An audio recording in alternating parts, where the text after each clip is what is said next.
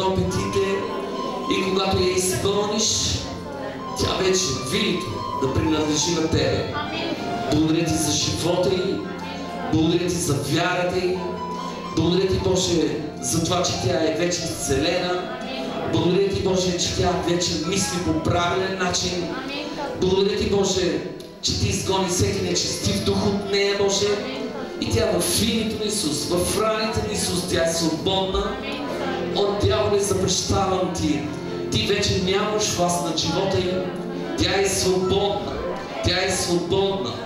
И точно сега, когато вече е свободна, святи души, изпълвай я. Изпълвай я, святи души. Изпълвай този извор. Изворът на живота в сърцето й. Изпълвай тези мехове. Нека тези мехове да приливат отново вино, помазание. О, благодаря ти за силата.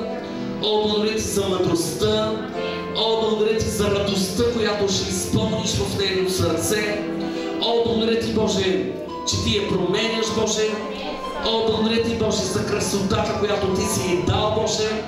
О, благодаря ти за майки, за баща и, Боже, за сестра и, които бяха подкрепа за нея, Боже.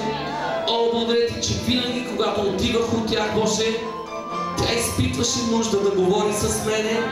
И аз знам, че всичко това беше от тебе, Боже. О, благодаря ти за живота й. Моля се сега, когато тя е навършила, Боже, вече 18 години, да бъде мъдра, Боже, да направи правилен избор, Боже, когато дойде време, Боже, да се ожени.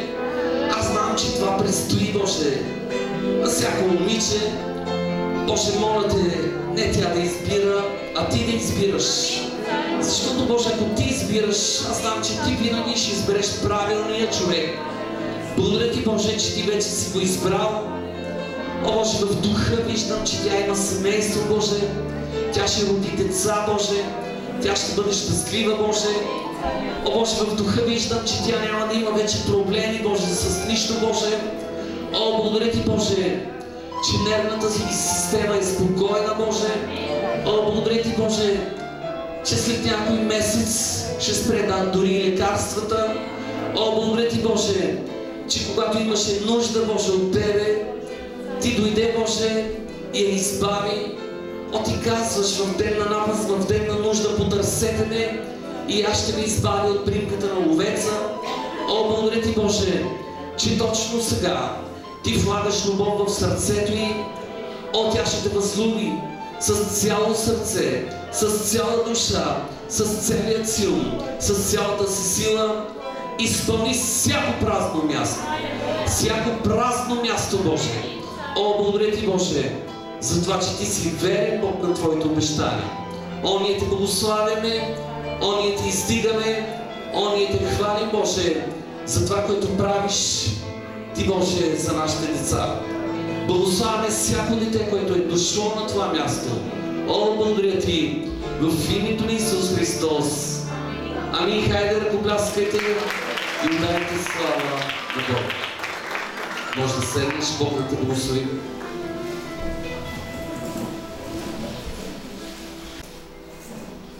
И то в православния свят, дори мога да кажа и в другите течения, се празнува какво? Възкресение Христово. И само след няколко, може би, минути или половин час, колко има, Господ Исус Христос ще възкръсне. Обаче Той не е възкръснал сега и няма да възкръсне сега, а Той е възкръснал преди 2000 и колко? И 13 години. И ние само възпоменаваме това, което се случи. И тази вечер сме събрани, за да отпразнуваме това, което се случи.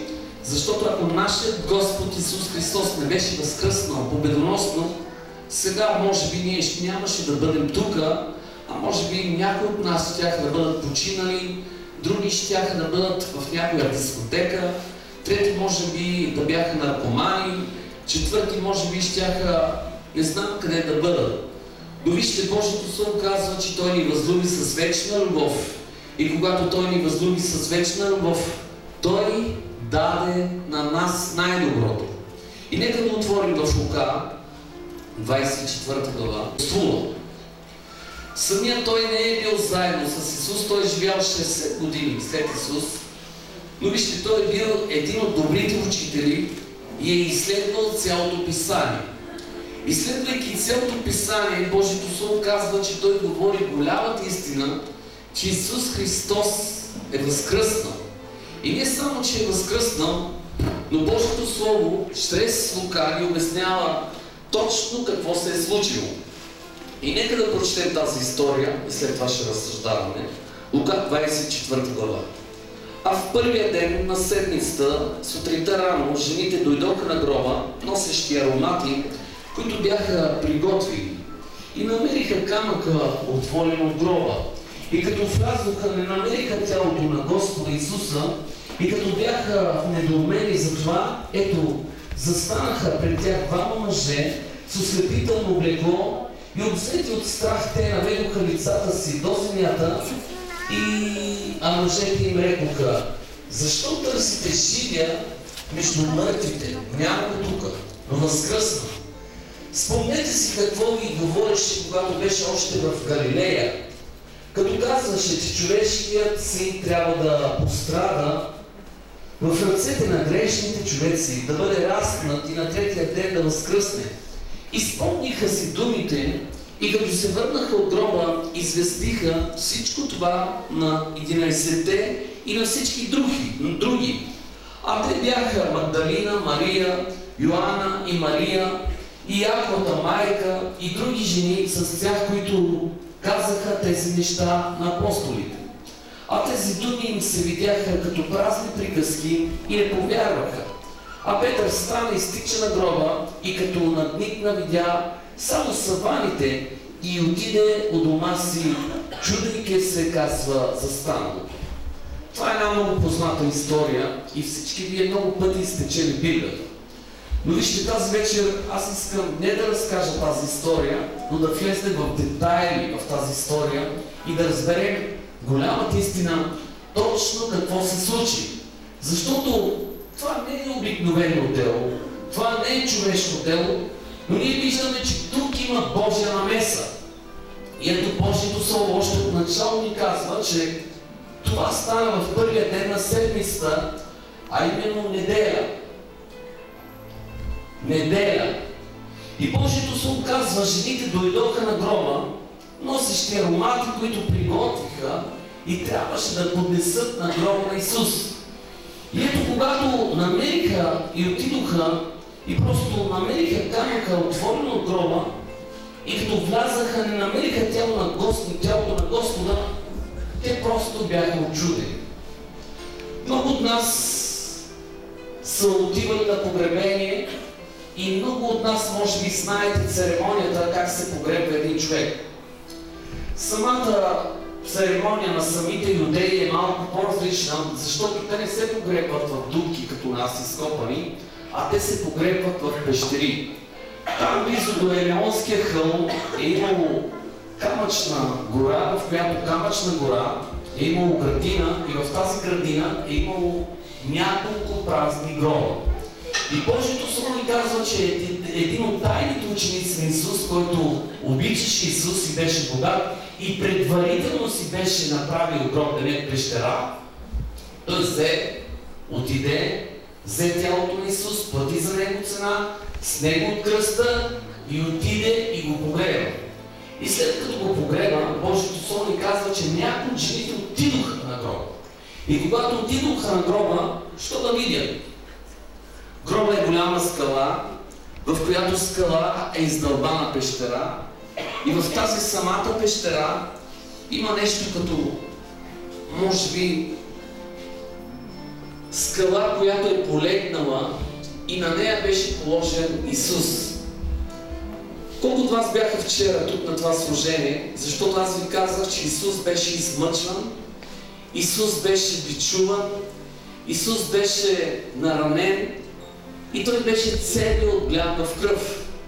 Дори когато вече трябваше да се свали от кръста, някои от войниците се подиграха с Него, защото имаше хубава шарена дреха и те си разделиха Неговата дреха. И вижте, Божието Слово ни казва, че когато беше положен в кръста, той беше положен с савани. Савани означава един плат, в който се увиват мъртъвците. И ето Божието Слово какво ни казва? И като бяха в недоумение за това, ето застанаха пред тях двама мъже с ослепително облекло и обзети от страх, те наведоха лицата си до земята и мъжете им рекоха. И питам всички вас, вие разбирате ли Божието Слово? Кои бяха тези двама мъже? Това бяха Господни ангели. Господни ангели, защото Божието Слово казва, че те имаха ослепително облекло. Ослепително облекло означава толкова бяло, че когато погледнеш в тази белота, просто очите ти не могат да погледнат от самото сияние на тази белота. И ето самите мъже им рекоха, защо търсите живия между мъртвите? Няма го тука, но възкръсна. И те накратко спомниха неговите думи, спомниха им, защото той им беше говорил от няколко дни, от няколко месеца, просто 3 години и 6 месеца им говореше с притчи, че трябва да умре, но на Господната вечеря той напълно изля сърцето си, като им каза, че той трябва да пострада, той трябва да умре. И ето, това се случи. Това се случи, за да се сбъдне Божия план. И когато се сбъдна Божия план, някои от учениците още бяха в недоумение. Някои също от жените бяха в недоумение. Те просто не знаеха какво точно се случи. Но Исус много добре знаеше, че трябва да умре. Много добре знаеше, че трябва да пролее кръвта си. Много добре знаеше, че трябва да пострада, и то доста сериозно. Много добре знаеше, че трябва да бъде прикован на кръста. Много добре знаеше, че трябва да отиде там на Голгота и когато бъде на Голгота, там да се пролее неговата кръв и когато се пролее неговата кръв да умилостиви Божието сърце. И ако сте чели история, и по-точно някои от книгите, ще разберете една голяма книга, една голяма истина, че самият ковчег, в който ковчег имаше какво? Жезлът на Моисей, небесната мана и двете камени плочи по времето на войната липсваха. И те бяха заровени там някъде, където беше самият Господен дом.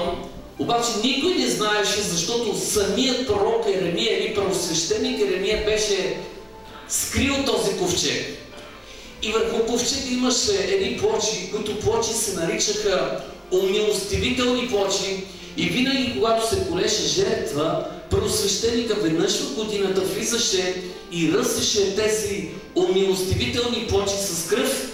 И тогава Божието сърце се радваше и тогава по този начин се умилостивяваше Божието сърце. Но вижте, Исус тръгна и на няколко километра отиде с кръста, за да отиде на това точно същото място и да застане точно върху ковчега.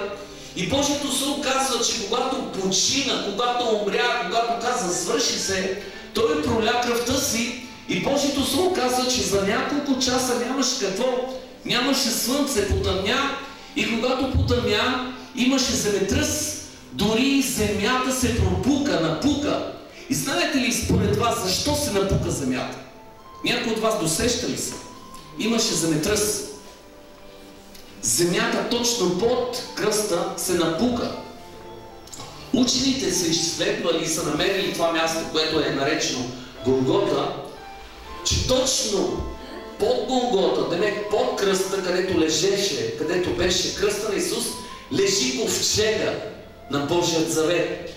И там тази същата кръв, която беше проляна, когато се разпука земята, тази същата кръв почти на 6 метра долу под земята, тя достигна до Божия ковчег и там по някакъв начин тя достигна до умилостивилището и умилостиви Божието сърце.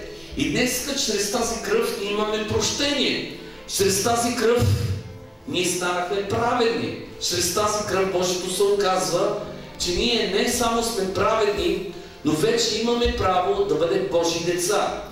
И вижте, аз си взимам пример и съм насърчен от това, което прочетох, защото може би вие нямате откровение, но тази вечер ще ви кажа едно откровение, което Бог даде на мен и аз искам да го знае цялата църква. Вижте, Божието Слово ни казва, че след като тези жени отидоха на гроба и видяха, че гроба е празен и камъкът е отволен, този камък тежи около няколко тона. И сам човек не може да се измести, защото това е една голяма пещера и камъкът е, може би, колко един воденичен камък. Колко от вас са ходили при църквата на Марко? Там има един голям воденичен камък. Този воденичен камък може би текне около 5-6 тона. Може ли сам човек, или може ли 4 човека да изместят този камък? Не могат. Но това беше Божия сила, Божия начин, този ковчег по свръхестествен начин, този камък по свръхестествен начин да бъде отместен. И Божието Слово казва, че това стана. И когато стана, Исус излезна. Обаче, вижте, Той направи едно голямо чудо и това чудо всеки един от вас трябва да го знае. Не, че е възкръснал, защото всички го знаем. Но мъртвешките савани, плътът, в който беше увит самият Исус, Той не беше разхвърлен. Аз съм чел много книги и мога да ви кажа голямата истина, че след като Той възкръсна в гроба, Той махна от себе си мъртвешките савани и знаете ли какво направи? Ската ги. Ще ви покажа просто как се скатава. Представете си, че това е мъртвешката савана. И Той беше обвит в нея. И в един момент, знаете ли, когато Той възкръсна, защото Святият Дух го възкръси, Божието Слово не го казва подробно, но има в Писанието точно как е станало, че Той стана, възкръсна и Той взе тази мъртвешка савана и я ската. И когато я ската, сложи я там на онази каменна плоча. И когато влезнаха тези жени и всички тези мъже, те видяха, че тази мъртвешка савана беше скатана. Сега, много се парадира с Божието Слово. И парадирайки с Божието Слово, хората си мислят, че хората са щури и могат да ги заблудят. Сега, ако един човек е откраднат и са дошли крадци и са откраднали мъртвия човек, те първо ще се сетят ли да скатаят мъртвешката савана? Не, в бързането няма да направят нищо, нали?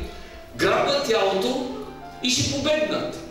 Няма да се сетят ни за савани, ни за нищо. Защо? Защото по това време всички мъртъвци се погребваха чисто голи и се слагаха само едни бели савани, чаршафи. Как щяха да откраднат Исус и да го вземат гол? Не мога да си го представя това.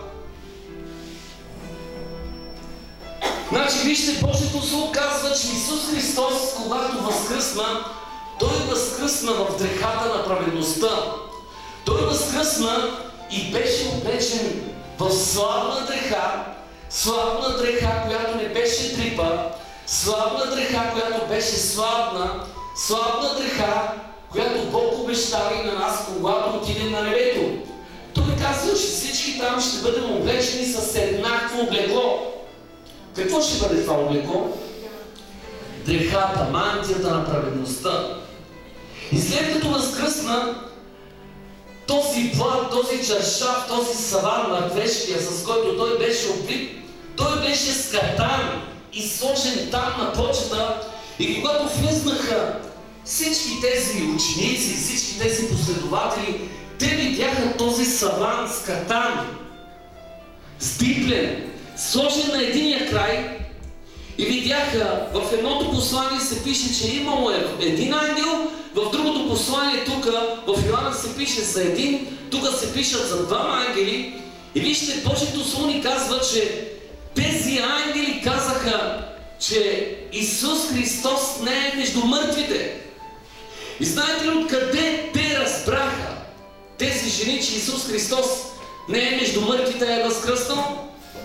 Видяха този саван, мъртвешкия, повит с катан и нагласен и оставен в единия край. Сега искам да ви дам пример. Колко от вас обичате, когато станете сутринта, да си оправите леглата?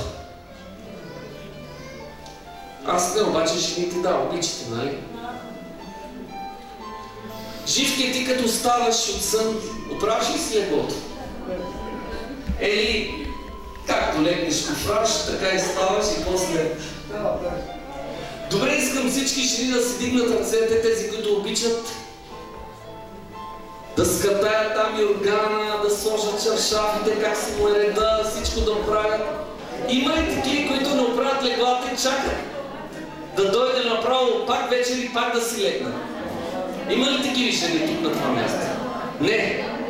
А обаче аз виждам и мога да кажа кои са. Бог ми ги показа. Има мързаливи жени. Вижте, Исус Христос не беше мързалив. Когато Той възкръсна, Божието Слово ни казва, че Той ската този мъртвешки саван, ската го като скатка и Той го сложи в единия край, защото при Него всичко беше ред и дисциплина. Това в Божия дом Бог ни казва винаги да има ред и дисциплина. А ние не го правим. Жени, вие сте тези, които се грижите за нашите домове, така ли е? Когато станете от сън, първата ваша работа е не да ядете, не да отидете да пиете кафе, не да правите куп други неща, а първата ваша работа е какво да направите? Да оправите вашите легла, да приберете вашите завивки. Защото иначе ако влезне някой във вашия дом, ще каже: жени, какво правите вие? Тази е мърлява, тази не струва, тази е пуряк, тази е такъва, тази е такъва. Мъже, ако ви ги няма жените, постарайте се вие да направите това. Защото Исус го направи, при Него нямаше жена. Обаче Той го направи. Мъртвешкия саван, в който Той беше убит, защото Той беше гол и когато Той възкръсна, Божието Слово казва, че Той възкръсна в дрехата на праведността и Той махна този мъртвешки саван, за да познаят наистина Неговите последователи, Неговите ученици, че Той наистина е възкръснал. Ако не беше скатана тази мъртвешка савана, никога тези ученици нямаше да повярват. И когато те видяха, че този мъртвешки саван е скатан и оставен в единия край, тогава всички те повярваха. И вижте, спомниха си думите му и като се върнаха от гроба, известиха всичко това на 11-те и на всички други. А те бяха Магдалина, Мария и Йоанна и Мария и Яковата майка и други жени с тях, които казаха тези неща на апостолите. И спомниха си думите му. Кои бяха думите? Думите бяха на Исус, че Той трябва да умре, Той трябва да пострада, Той трябва да плати голяма цена, Той трябва да пролее кръвта си. Не знам докато дойде този часовник, верен ли? Я погледнете. Колко е часа сега? Я някой да ми каже точно час. Без 25. Обичам и съм чинал да се молим точно в 12 без 5, затова 12 без 5 ще свърша, без 10, спокойно. Обаче гледам, че един по един се изнасят. Не знам какво става. Окорелиана, Йоанна и Мария, и Яковата майка и други жени с тях, които казаха тези неща на апостолите, а тези думи им се видяха като празни приказки. И може би днес, когато ви говоря тези приказки, тези думи, може би повечето от вас не вярвате, обаче сте дошли просто поради това, че днеска е Възкресение Христово. Но днеска не е само Възкресение Христово, днеска е един празник, в който в теб трябва да дойде възкресенческия дух на Исус Христос. Защото ако няма възкресенчески дух в твоя дух, ти никога няма да се промениш. Ти никога няма да се народиш. Ти никога няма да приемеш на сериозно думите на Бога. И както се казва, словото на кръста е безумие за тези, които погиват, а за нас, които се спасяваме, то е Божия сила. Представете ли си, днеска хората си мислят, че този кръст, на който е бил прикован Исус Христос, просто за тях е неверие, за тях е безумие. Те не вярват на това дело. Но за нас, хората, които вярваме, ние не можем да погинем. И да погинем, пак ще живеем. Те погиват и тяхната погибел е директно да отидат в ада. Но нашата погибел е, макар и да умрем, пак ще живеем, защото Слово казва, спасяваме се. То е Божия сила за нас. И без Божия сила, как ще видим Божието лице? Без Божия сила, как в деня на възкресението ще бъдем възкресени? Без Божия сила, как този възкресенчески дух ще дойде в самите нас? Питам всички вас, кой възкреси Исус Христос? Кой? Святия Дух. Имате ли Святия Дух? Колко от вас имате Святия Дух? А сигурни ли сте, че ако умрете, Святия Дух ще ви възкреси в деня на възкресението? Имате ли сигурността? Защото ако влизате и излизате, вие нямате сигурност. Ако не стоите в Божието присъствие, този същия възкресенческия дух, който възкреси Исуса, не е във вас. Затова не може да стоите. Защото дяволският дух е във вас и той ви кара да излизате. Аз говоря вече директно. Няма кришка, няма мишка. Свърши времето, в което време си играем на църква. Амин. Трябва да си кажем истината в очите, може да боли, обаче пък ще бъде за наше поправление. Истината си истина, лъжата е лъжа, правдата е прав, греха е